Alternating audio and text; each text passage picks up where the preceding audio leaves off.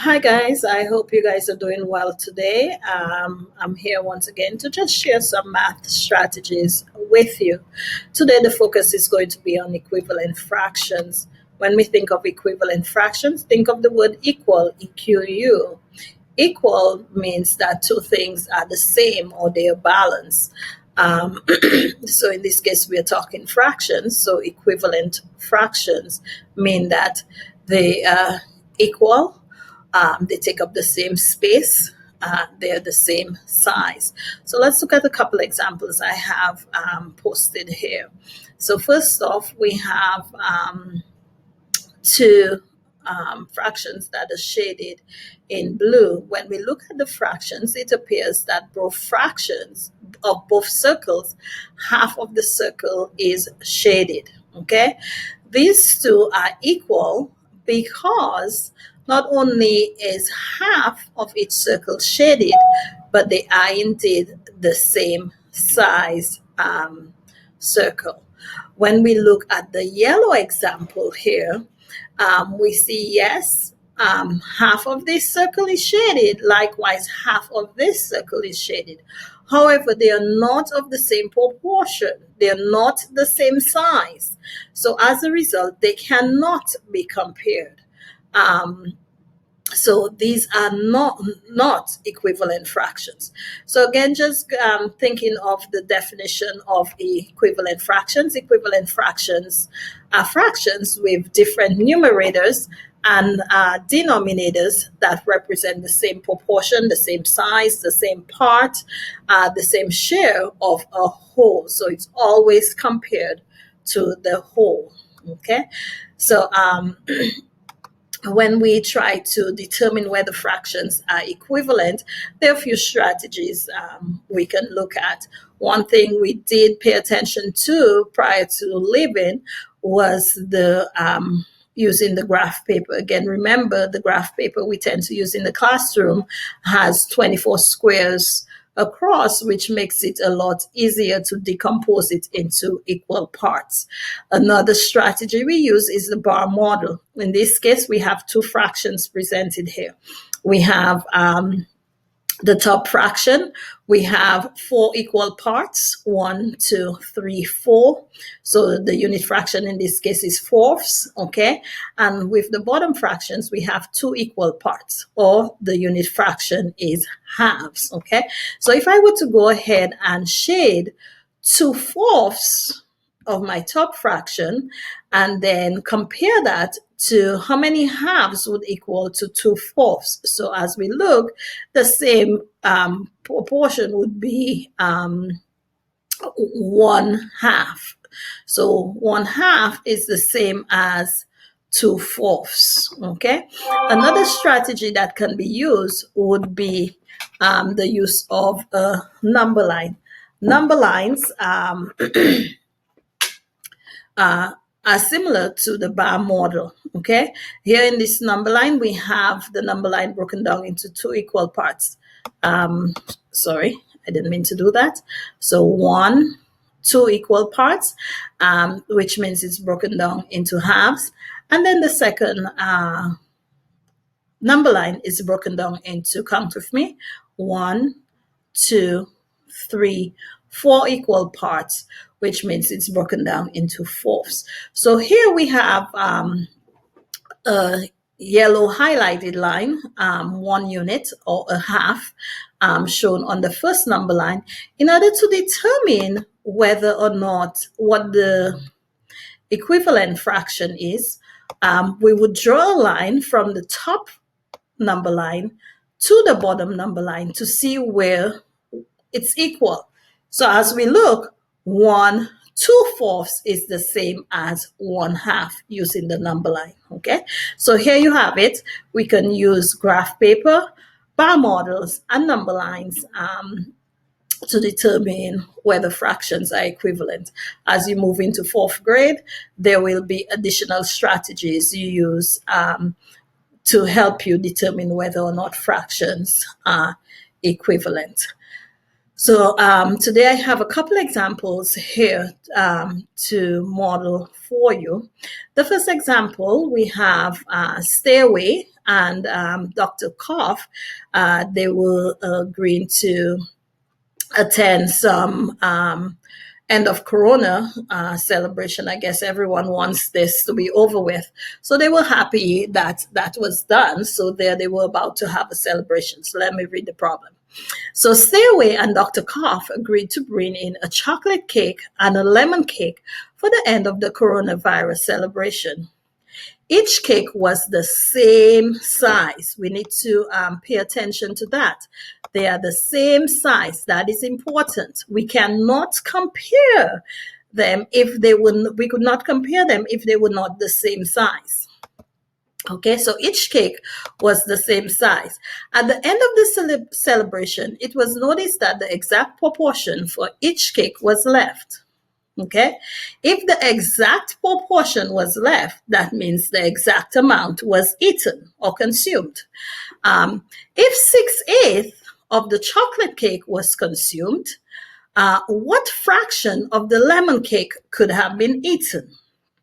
Note that the lemon cake was cut into fourths. So remember, all great mathematicians, which is what you guys are, always read the problems not once, at least twice. Okay, so I'm going to go read it again and then document some of the key pieces of information here. So again, Stairway and Dr. Koff agreed to bring in a chocolate cake and a lemon cake for the end of the coronavirus celebration. Each cake was the same size. At the end of the celebration, it was noticed that the exact proportion for each cake was left. If 6/8 of the chocolate cake, okay, so I'm documenting that, 6/8 of chocolate, okay, was consumed or it was eaten, what fraction of the lemon cake could have been eaten? Note the lemon cake is cut into fourths. I'm going to put lemon in a different color, okay? So I want to know lemon is in fourths. And then the question asks me, what fraction of the lemon cake was eaten? I'm going to highlight this because that is going to help me to document my answer sentence. Again, remember, before we even begin, and I'm going to make it a little bigger here.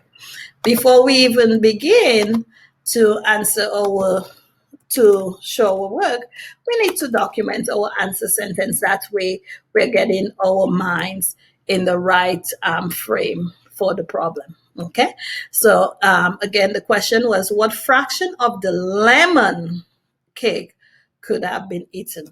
So blank could have blank of the lemon cake could have been eaten. So I've just turned my question into a statement. So now I'm getting ready to solve my problem. I'm going to actually label each of my bars. So my first fraction, that's for the chocolate cake, and then this is for the lemon cake, okay? So I know from my problem, 6/8 of the chocolate cake was consumed, and then for the lemon cake, I don't know. We're about to find out, okay? So if we look here, we're going to pay attention to our denominators. We have an 8 and a 4. Both are actually even numbers. So I'm going to go ahead and I'm going to split my, or decompose my bars into 2 equal parts just to make it easier for me. And it doesn't want to work here. Just bear with me.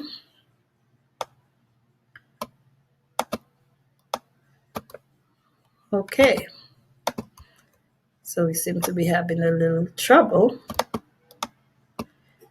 And now it's all over the place.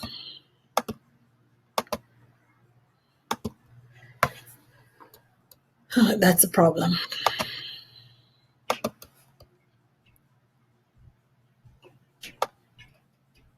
Okay, here we go. Let me take this one off. So they're both split into half, okay? And roughly here or there. Now, I know 4, I can get groups of 4 in 8. So I'm actually just going to go ahead and continue splitting this into 4. That just makes things easier for me.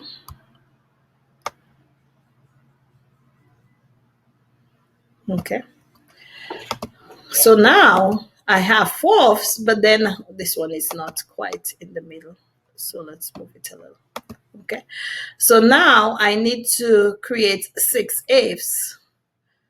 So I'm going to split these into F's because right now I only had fourths. And again, remember with fractions, they need to be the same size. And it's a little challenging trying to do this using the computer, but I did not want to have it pre-drawn. I wanted you to see exactly how I'm going through the process. Okay. So we can move this a little over here. So now we have 1, 2, 3, 4, 5, 6, 7, 8 parts at the top. At the bottom, we have 1, 2, 3, 4. So now I need to shade 6/8, and that's going to be interesting with the computer. So let's see if I can do this. Let's see what tools I can use. No, I did not want it all done. You see, this is tricky. But what I will do to make it easy, I'm going to put a star in each of the boxes so you can see. But it might not work. But 1, 2, 3, 4, 5, 6 parts. Okay. So just think. What I'll do, I will change the color of my arrow so you can see where it ends. Okay. So 1, 2, 3, 4, 5, 6. So pretend all of this is shaded. So now if I look at my bottom fraction, okay, so out of 4 parts, I would have 1, 2, 3 parts shaded. Okay, so hopefully you can visualize that. So if I have 1, 2, 3 parts being the same as 6/8, okay, so that would be 3/4. 3/4 of lemon cake could have been eaten. Okay, so again, it's a little challenging trying to maneuver through it using the computer. I guess I probably need some practice, but hopefully you can see exactly what I was trying to portray. Okay. If you have any questions with reference to that, what I did, again, feel free to reach out to myself or any one of the 3rd grade teachers to further explain this for you. Okay, so let's move on to a second example here. Okay, and then our next example, it's indicated that a recipe for trail mix requires the items listed below. So it needs 1/3 cup of pumpkin, 1/2 cup of raisins, 2/3 cup of granola, and 2/4 cups of almond. So now in this case, they want to know which 2 items did the recipe require the same amount. For this particular problem, I've actually gone ahead and pre-drawn the bars. But just for to explain to you, again, you look at the denominator. In this case, the denominator is a 3, which means your top bar would be broken into 3 equal parts. For the raisins, the denominator is a 2, so that would be broken down into 2 equal parts. The granola is a 3, the denominator, so that would be 3 equal parts. And the almonds would be 4 equal parts. Okay, so moving right along. So here we have it. One thing I did not do, I did not label. Again, remember, labeling is the key when we are doing math. So I'm just going to say exactly what it is each represents. So P for pumpkin. Okay, R for the raisins, G for the granola, and then A for the almond. Okay, so let's see. The question asks, which 2 items did the recipe require the same amount? So we are looking for 2 items that have the same amount. Okay, so I've just highlighted that. And again, remember, even though I did not, this is kind of hard to see. So let me put this in black so you can see it. And again, this is all a work in progress, guys.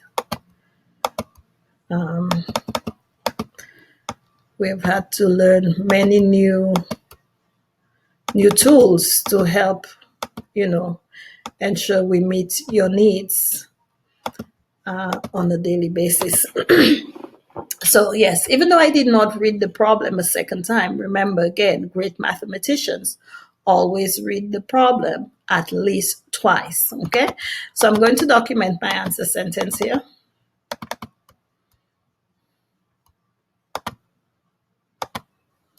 Okay. So it says, which 2 items did the recipe require the same amount? Okay, so the 2 items that required the same amount are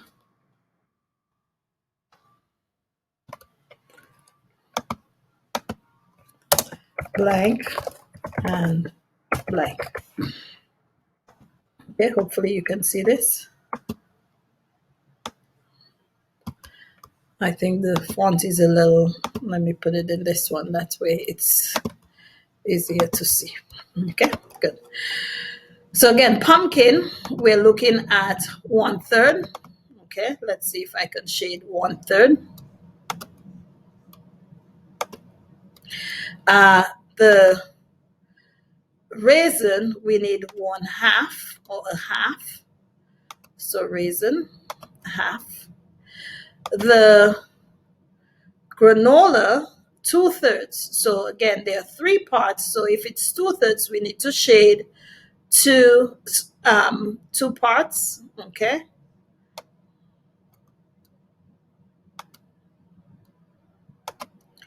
And then with reference to the almonds, okay, 2/4. So there are 1, 2, 3, 4 parts. So I'm going to shade 2/4. Okay.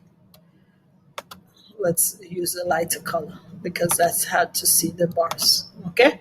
So now the question asks us, which 2 items have the same amount?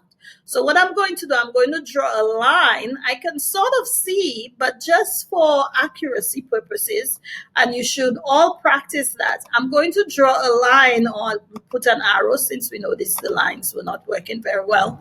I'm going to draw an arrow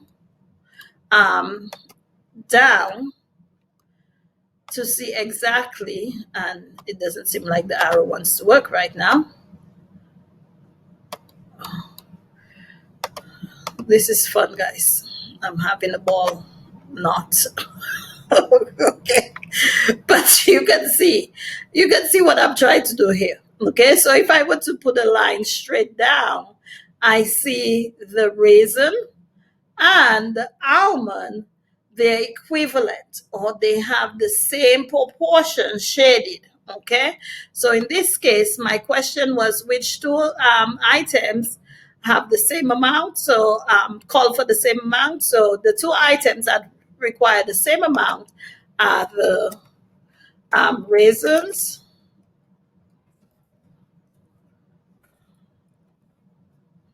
and the almonds. Okay, and there you have it.